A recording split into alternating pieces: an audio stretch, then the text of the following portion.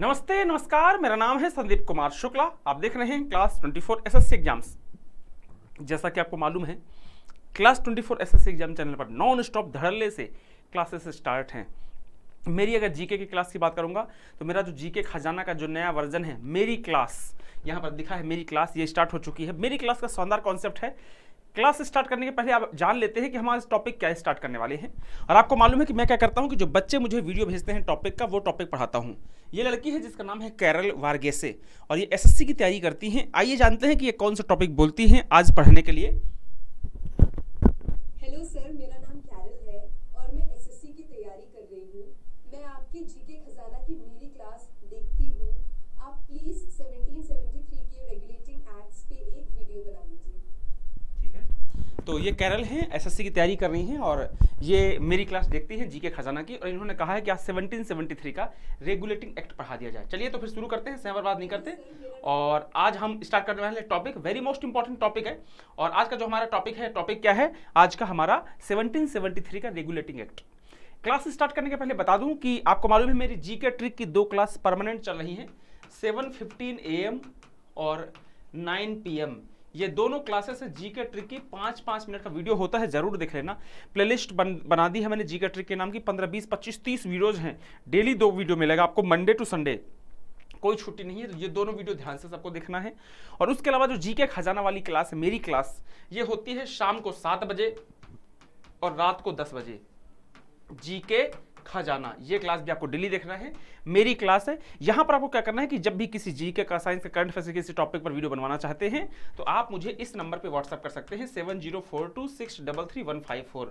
इस नंबर पे आप मुझे व्हाट्सअप कर दीजिए कि सर प्लीज इस टॉपिक पर वीडियो बना दीजिए। मेरा नाम ये है, मैं इस एग्जाम की तैयारी कर रहा हूँ या कर रही हूँ। और आपको देखते हैं कि जिस तरीके से यहाँ पर मैंने इनका वीडियो लगाया है, नेक्स्ट वाली क्लास में आपका वीडियो लगा के आपका जो भी टॉपिक होगा उस पर वीडियो बना दूंगा। तो ये मोबाइल नंबर है 7042 वाला, यहाँ पर मेरा पर्सनल मेरा नंबर है, इस पर व्हाट्सअप जरूर कर दीजिएगा। चैनल में नए तो चैनल को सब्सक्राइब जरूर कर दीजिएगा, वीडियो को लाइक जरूर कर दीजिएगा। वीडियो पसंद आए तो वीडियो को फेसबुक, टेलीग्राम, इंस्टाग्राम, व्हाट्सएप हर जगह शेयर कर दीजिएगा। फेसबुक पे मैं संदीप कुमार शुक्ला के नाम से हूँ, इंस्टाग्राम में संदेशा जी के नाम से हूँ। इसके अलावा इसकी पीडीएफ और टेलीग्राम लिंक, वीडियो सब कुछ पाने के लिए आप हमारा Telegram channel SSC class 24 official ध्यान से ज्वाइन कर लीजिएगा। क्लियर? चलिए तो शुरू करते हैं। आज हम बात करेंगे 1773 के रेगुलेटिंग एक्ट के बारे में। जैसा पढ़ाऊंगा ये class UPSC, state PSC, railway, SI, constable हर एग्जाम में काम आएगी। आपको सिंगल कुछ भी पढ़ के बाहर नहीं जाना है। जितना पढ़ा रहा हूं उतना पढ़ के चले जाना। मैं गारंटी देता हूं कि एक सिंगल क्वेश्चन आपकी क्लास इस क्लास से बाहर नहीं जाएगा। तो 1773 का रेगुलेटिंग एक्ट है क्या, इसमें क्या क्या प्रावधान किए गए थे, इसको बताने के पहले मैं एक छोटी सी कहानी सुनाता हूं, ध्यान से सुनिएगा। कहानी क्या है कि आपको मालूम है कि 1757 में हुआ था प्लासी का बैटल। और प्लासी के बैटल में अंग्रेजों ने बहुत इंपॉर्टेंट रोल प्ले किया था। प्लासी के बैटल के बाद में मीर जाफर को अंग्रेजों ने क्या किया था, गद्दी में बैठाया था बंगाल के। और मीर जाफर जो था वो अंग्रेजों का क्या था, गुलाम था। तो मीर जाफर ने अंग्रेजों के कहने पर गद्दी में बैठ गया और अंग्रेजों ने भयंकर जमकर बंगाल को लूटा। उसके बाद फिर 1764 में बक्सर का बैटल होता है और इस बक्सर की लड़ाई में अंग्रेजों का बहुत बड़ा रोल था। अंग्रेज लड़े, जीते और अंग्रेजों ने कलकत्ता, जो बंगाल का एरिया है, अवध का एरिया है, यहाँ के जितने भी एरियाज हैं सब पर क्या कर लिया, कब्जा कर लिया। और खुद राजा नहीं बने, उन्होंने अपने चमचों को राजा बना दिया और भयंकर लूट मार की, एक्सट्रीम लूट मार की। और यहाँ से बहुत सारा पैसा कमा के जाने लगे, कहाँ पर, लंदन। जब वो लंदन पैसा लेके यहाँ से जाते थे तो जो ब्रिटिश पार्लियामेंट है, ब्रिटेन की जो संसद है, उसको लगा कि यार हमने इस कंपनी को परमिशन दिया है हिंदुस्तान में व्यापार करने के लिए और ये इतना सारा पैसा कमा के आ रहे हैं, इसमें हमारा हिस्सा कहाँ है? तो ब्रिटेन की पार्लियामेंट ने कंपनी से सवाल जवाब किया कि भाई अब हमको हमारा हिस्सा दीजिए, आप इतना प्रॉफिट कमा रहे हैं। उनके बीच में थोड़ी सी क्या होती है, आपका तनातनी होती है, सवाल जवाब होता है। और इस बात से खफा होकर ब्रिटिश पार्लियामेंट जो है, जो ब्रिटेन की संसद है, वो डिसाइड करती है कि अब कंपनी को कंट्रोल करने का समय आ चुका है, कंपनी को रेगुलेट करने का समय आ चुका है, अन्यथा कंपनी बहुत उड़ रही है, इसको औकात दिखाना पड़ेगा। यही था। और ब्रिटिश सरकार ने क्या किया, एक कानून बनाया जिसे बोलते हैं 1773 का रेगुलेटिंग एक्ट। तो रेगुलेटिंग एक्ट क्यों आया, आपको अंदाजा हो गया। रेगुलेटिंग एक्ट हमारे भले के लिए नहीं था। अंग्रेजों ने 1773 के रेगुलेटिंग एक्ट से लेकर के 1947 तक के जितने भी कानून बनाए हैं, वहां पर एक भी सिंगल प्रोविजन ऐसा नहीं होगा जो हमारे लिए बनाया गया हो। अंग्रेज अपने लिए बनाते थे, अपने फायदे के लिए बनाते थे। अंग्रेज छींकते भी थे ना तो अपने फायदे के लिए छींकते थे। मतलब अब अंग्रेज इतनी खराब नस्ल है जिसको मैं बता नहीं सकता। अब ठीक है, ज्यादा इमोशनल हो जाकर गाली गलौज करना शुरू कर दूंगा तो कोई मतलब नहीं। क्लियर? चलिए तो स्टार्ट करते हैं। रेगुलेटिंग एक्ट, आपको ये दिमाग में क्लियर हो गया कि रेगुलेटिंग एक्ट क्या है? ब्रिटिश पार्लियामेंट ने कंपनी को कंट्रोल करने की क्या की है? कानून बनाया है। ब्रिटिश पार्लियामेंट क्या करेगी? कंपनी को कंट्रोल करेगी इस कानून के माध्यम से। तो इस कानून में 1773 के रेगुलेटिंग एक्ट में जो भी प्रोविजन आपको देखने को मिलेगा, आप उससे अंदाजा लगाइएगा। मैं बताते चलूंगा, देखो किस तरीके से कंपनी को कंट्रोल करने की कोशिश की जा रही है। क्लियर है? चलिए तो पहला पॉइंट क्या है इसमें, यहां पर देखेंगे कि रेगुलेटिंग एक्ट 1773 ब्रिटिश संसद द्वारा ईस्ट इंडिया कंपनी के कार्यों के कारण बंगाल के कुप्रशासन से उपजी परिस्थितियों को नियंत्रित करने के लिए और कंपनी के हाथों से राजनीतिक शक्ति छीनने के लिए लाया गया था। बातें बहुत आइडियलिस्टिक लिखी है। अरे ब्रिटिश पार्लियामेंट को हिंदुस्तानियों की चिंता थी, हिंदुस्तान में लूटमार हो रही है, कुप्रशासन है, एडमिनिस्ट्रेशन ठीक से नहीं चल रहा है, इस कारण से ब्रिटिश पार्लियामेंट को लगा कि चलो हिंदुस्तान का भला करते हैं। घंटा, ठीक है, ब्रिटिश पार्लियामेंट ने अपना उल्लू सीधा करने के लिए इस कानून को बनाया था ताकि हमको प्रॉफिट मिले और कंपनी को कंट्रोल किया जा सके, कंपनी को रेगुलेट किया जा सके। अगला है कि भारत में ईस्ट इंडिया कंपनी गतिविधियों को नियंत्रित करने की जरूरत हुई और ब्रिटिश संसद को महसूस हुई, जिस कारण ब्रिटिश संसद द्वारा यह कानून बनाया गया। मैंने बताया ना क्यों बनाया गया। चलो, उसके बाद में ब्रिटिश संसद द्वारा भारत के संबंध में प्रत्यक्ष रूप से उठाया गया यह पहला कदम था, यह फर्स्ट कदम था, फर्स्ट स्टेप था। क्वेश्चन पूछता है, पहला कदम था 1773 का रेगुलेटिंग एक्ट, रेगुलेटिंग कानून। क्लियर? चलो अब आगे चलते हैं। रेगुलेटिंग एक्ट 1773 ब्रिटिश सरकार के द्वारा उठाया गया पहला ऐसा कदम था जिसके अंतर्गत कंपनी के कार्यों को नियमित और नियंत्रित किया गया। मैंने अभी बताया ना, ये जो कंपनी के कार्य थे उनको रेगुलेट करना और कंट्रोल करने का कार्य किया गया। किसके द्वारा? ब्रिटिश पार्लियामेंट के द्वारा। पहला काम था, फर्स्ट बार ब्रिटिश पार्लियामेंट ने ऐसा कदम उठाया था। फेमस क्वेश्चन है, कई बार एग्जाम में पूछ चुका है। उसके बाद में इससे पहले ब्रिटिश सरकार ने 1767 में केवल कंपनी के कार्यों में हस्तक्षेप करते हुए 40 लाख की वार्षिक आय में 10% अपना हिस्सा तय किया था। पहले अपनी दलाली फिक्स कर ली थी ब्रिटिश पार्लियामेंट ने, बट अब लगा कि नहीं, दलाली कम है, थोड़ी और दलाली करते हैं, थोड़ी और घूस खाते हैं, है ना, थोड़ी और हराम का खाते हैं। ठीक है, तो ये हराम का जो था ना, 40 लाख की वार्षिक आय में 10% अपना हिस्सा फिक्स था ब्रिटिश पार्लियामेंट का। अब वो होता ना कि कुत्ते को थोड़ा सा और भूख लगी थी, तो इन कुत्तों ने क्या किया, कंपनी को रेगुलेट करने के लिए रेगुलेटिंग कानून बनाया। इसके द्वारा पहली बार कंपनी के प्रशासनिक और राजनीतिक कार्यों को मान्यता दी और इसके द्वारा भारत में केंद्रीय प्रशासन की नींव रखी गई। पहली बार भाई, अगर किसी को कंट्रोल करना है तो उसके जो एडमिनिस्ट्रेटिव कार्य हो रहे हैं कंपनी के, जो आपके प्रशासनिक कार्य हैं या जो पॉलिटिकल कार्य हो रहे हैं कंपनी के द्वारा, उसको मान्यता तो दोगे ना। पहले आप ऑथेंटिकेट करोगे कि हाँ ये काम ठीक है, अब उसको रेगुलेट करोगे। जब पहले आप मानो तो कि हाँ ये कंपनी के एडमिनिस्ट्रेटिव कार्य है, पॉलिटिकल कार्य है, वर्क है, और देन उसके बाद फिर कंपनी को रेगुलेट करोगे। तो फर्स्ट टाइम जो कंपनी है, जो ब्रिटिश ईस्ट इंडिया कंपनी है, उसके जो कार्य है, एडमिनिस्ट्रेटिव कार्य हो चाहे पॉलिटिकल वर्क हो, उसको मान्यता दी गई। किसके द्वारा? ब्रिटिश पार्लियामेंट के द्वारा। आगे, रेगुलेटिंग एक्ट 1773 अधिनियम के द्वारा बंगाल के गवर्नर को बंगाल का गवर्नर जनरल बना दिया गया। पहले बंगाल का गवर्नर होता था, अब बंगाल का गवर्नर जनरल बना दिया गया और उसकी सहायता के लिए एक 4 सदस्यीय कार्यकारी परिषद बना दी गई। जो बंगाल का गवर्नर था, अब वो क्या कहलाएगा? बंगाल का गवर्नर जनरल। ठीक है, और उसकी हेल्प के लिए 4 चमचे बैठा दिए गए, 4 सदस्यीय कार्यकारी परिषद। ये जो चारों चमचे थे कहां से थे?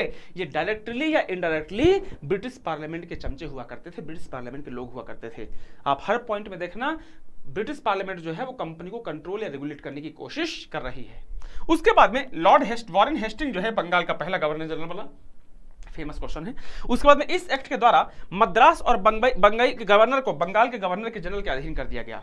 जो बंगाल का गवर्नर जनरल है ये, और इसके जो 4 चमचे हैं, 4 कार्यकारी परिषद में लोग हैं, ये डायरेक्टली या इनडायरेक्टली ब्रिटिश पार्लियामेंट के लोग थे। ठीक है, और अब क्या किया गया कि सबको कंट्रोल करने से अच्छा है कि इसको कंट्रोल करो और बाकी सभी लोगों को इसके अंडर में डाल दो। तो जो बंबई और जो मद्रास के गवर्नर हैं उनको क्या किया गया? बंगाल के गवर्नर के अधीन कर दिया गया, बंगाल के गवर्नर जनरल के। पहले बंगाल, मद्रास, बंबई के जो गवर्नर जनरल थे एक दूसरे के प्रति अकाउंटेबल नहीं थे, सेपरेट काम कर रहे थे। बट 1773 का जब रेगुलेटिंग एक्ट आया तो जो बंगाल का गवर्नर जनरल है उसके अंडर में मद्रास, बंबई वाले को कर दिया गया, और बंगाल का जो गवर्नर जनरल है और उसके जो 4 साथी हैं वो डायरेक्टली इनडायरेक्टली किसके लोग हैं? ब्रिटिश पार्लियामेंट के। तो सबको क्या हो गया? एक साथ ही सारे के सारे लोग क्या हो गए? कंट्रोल में आ गए। उसके बाद में अब 500 पाउंड अंशधारियों के स्थान पर 1000 पाउंड अंशधारियों को कोर्ट ऑफ डायरेक्टर्स को चुनने का अधिकार दे दिया गया था। साथ ही साथ कंपनी के डायरेक्टर से कहा गया कि अब से राजस्व, दीवानी या सैन्य प्रशासन के संबंध में किए गए सभी प्रकार के कार्यों को ब्रिटिश सरकार को अवगत करा जाए। ये जो कोर्ट ऑफ डायरेक्टर्स आप दिखाई दे रहे हो ना, ये जो कोर्ट ऑफ डायरेक्टर्स है जिसमें 24 सदस्यों की गवर्निंग बॉडी थी, 24 लोगों की एक टीम थी, एक गवर्निंग बॉडी था कोर्ट ऑफ डायरेक्टर्स। ये कोर्ट ऑफ डायरेक्टर्स में मैक्सिमम लोग ब्रिटिश पार्लियामेंट में हुआ करते थे और उनको जिम्मेवारी दी गई थी कि कंपनी के जितने भी एडमिनिस्ट्रेटिव और बाकी सारे कार्य हैं उसकी सारी जानकारी तुमको कहां देना है, ब्रिटिश पार्लियामेंट को। आप देखो हर एक पॉइंट में कंपनी को क्या किया जा रहा है, रेगुलेट किया जा रहा है, कंपनी को कंट्रोल किया जा रहा है। क्लियर?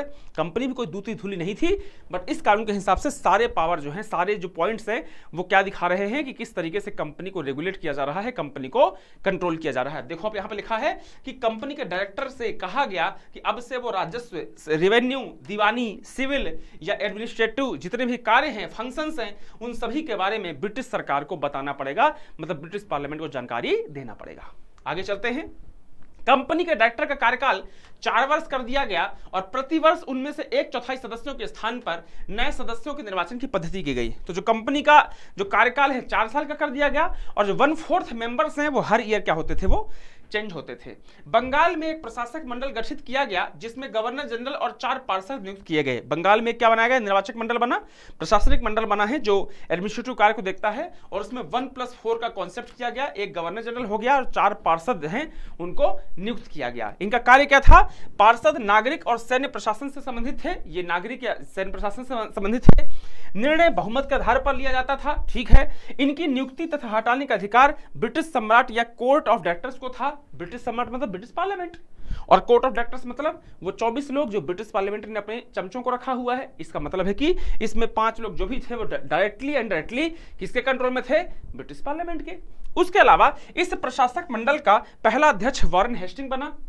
ये जो प्रशासक मंडल बना है, एडमिनिस्ट्रेटिव जो मंडल बना हुआ है, इसका हेड कौन है, governor general of India. Bengal का गवर्नर जनरल और बंगाल का जो गवर्नर जनरल है वो कौन है, वॉरेन हेस्टिंग है। ठीक है, चलिए आगे चलते हैं।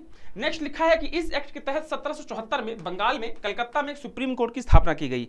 सुप्रीम कोर्ट की स्थापना क्यों की गई, क्या इसलिए किया गया था कि भाई हिंदुस्तान के लोगों को न्याय मिलना चाहिए, नहीं, इसलिए नहीं किया गया था।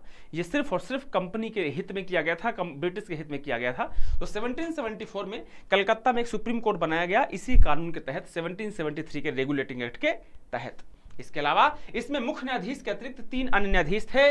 मुख्य न्यायाधीश था एलिजा एम्पे और जो अन्य थे 3, उनका नाम था HCL। H मतलब हाइड, C मतलब चैम्बर्स और L मतलब लेमेस्टर। 3 लोग थे, टोटल 1+3 है ना, 1+3। एक चीफ जस्टिस है एलिजा एम्पे और ये जो 3 है HCL, H for hide, C for chambers और L फॉर लेमेस्टर। अगला पॉइंट लिखा है कि कानून बनाने का अधिकार गवर्नर जनरल और उसकी परिषद को दे दिया गया, किंतु लागू करने से पूर्व भारत के सचिव की अनुमति लेना अनिवार्य था। कानून बन गया एक बार, जो ब्रिटिश पार्लियामेंट अपने हिसाब से बनवा रही है, उसके बाद तो फिर लागू करना छोटी बात है।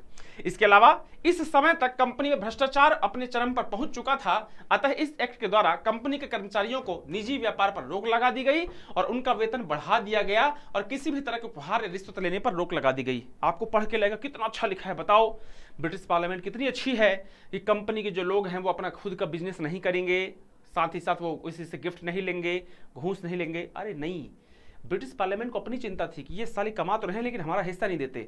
इस कारण से कंपनी को कंट्रोल करने के लिए, कंपनी को रेगुलेट करने के लिए कानून बनाया गया था। ठीक है, चलिए आगे चलते हैं। नेक्स्ट अगला क्या है, ये हो गया। ठीक है, नए कानून को बनाते लागू करते समय भारत समाज धार्मिक रीति रिवाज का सम्मान किया जाए। इस कानून में एक प्रोविजन था 1773 के रेगुलेटिंग एक्ट में कि जब भी कोई कानून बनाया जाएगा ब्रिटिश कंपनी के द्वारा, उसमें हिंदुस्तान के जो नियम कानून है, समाज है, धर्म है, उसको सोच के रखा जाएगा, उसको दिमाग में रखा जाएगा। कोई अवहेलना नहीं होना चाहिए, कोई वायलेशन नहीं होना चाहिए, किसी समाज धर्म के साथ कोई गलत नहीं होना चाहिए।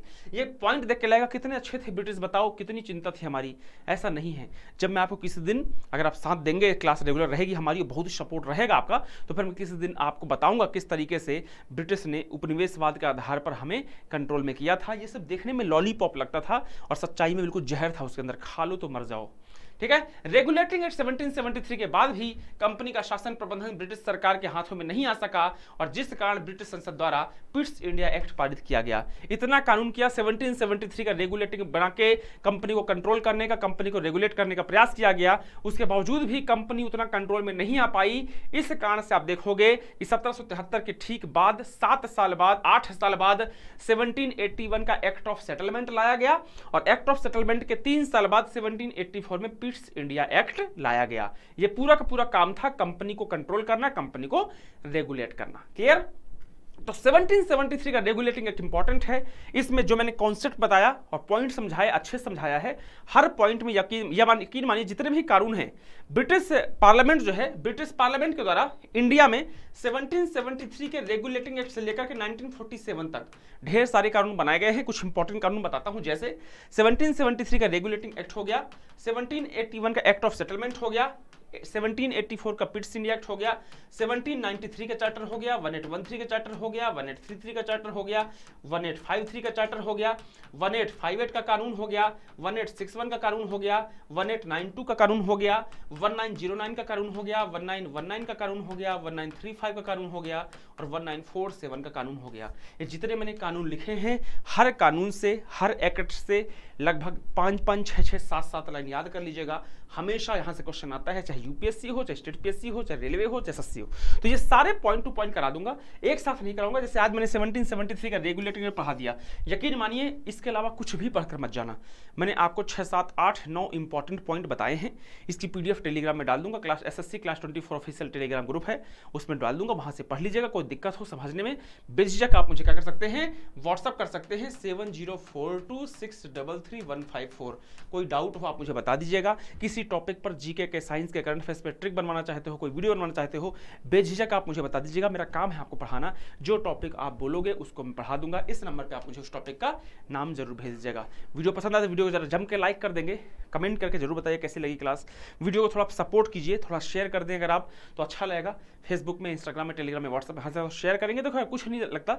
हम अच्छी मेहनत से पढ़ाते हैं ना, तो हम फिर थोड़ा उम्मीद भी करते हैं कि बच्चे थोड़ा सपोर्ट करें। जब बच्चे सपोर्ट करते हैं तो और एनर्जी से हम पढ़ाएंगे और ताकत के साथ पढ़ाते हैं। मेरी 4 क्लासेस रेगुलर हैं, जीके ट्रिक की 2 क्लास, जीके खजाना की 2 क्लास, ये 4 क्लास रेगुलर है। मंडे टू संडे होगा, किसी भी दिन गैप नहीं होगा।